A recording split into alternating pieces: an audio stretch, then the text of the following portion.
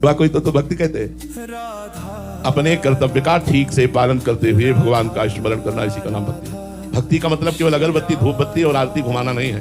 भक्ति का मतलब है यदि युद्ध का अवसर है तो अर्जुन से भगवान आदेश कर रहे हैं अपने भक्त को, माम निस्मर युद्ध च, मेरा स्मरण कर और अपने कर्तव्य रूपी युद्ध का पालन कर। अर्जुन को उपदेश करें। तो मान लो कोई आर्मी में है, कोई ऐसे डिपार्टमेंट में है जहां उसको युद्ध करना है, जहां उसको मारना है, दंड देना है, तो ये उसकी भक्ति है। उसके लिए आरती भक्ति नहीं है। तो भक्ति का हम लोगों ने बहुत कमजोर स्वरूप समझ लिया है कि अगरबत्ती आरती लगाया इसी से हम भक्त हो गए। भक्त का मतलब ऐसा नहीं है। भक्त का मतलब है सोने से जागने तक, जागने से सोने तक जितनी क्रियाएं हैं वो सब धर्म पूर्वक करूंगा। अपने देश के लिए, अपने धर्म के लिए मैं अपने प्राणों को बलिदान कर दूंगा और नाम जप करते हुए धर्म पूर्वक चलता है, वो मान भक्त है।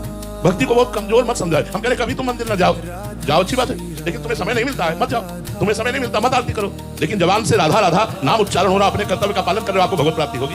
इस बात को समझना है। चाहे व्यापार हो, नौकरी हो, किसानी हो, जो भी आप कर्म कर रहे हो वो भगवान को समर्पित कीजिए, यद करोषि और नाम जप कीजिए, हो गई भक्ति। भक्ति को आप एक छोटे दायरे में मत बांधिए। ये छोटे दायरे में बांध दिया गया है कि थोड़ा इत्र, थोड़ा चंदन, थोड़ा इसी का नाम भक्ति नहीं। महान भक्त अर्जुन जैसा भक्त कौन होगा?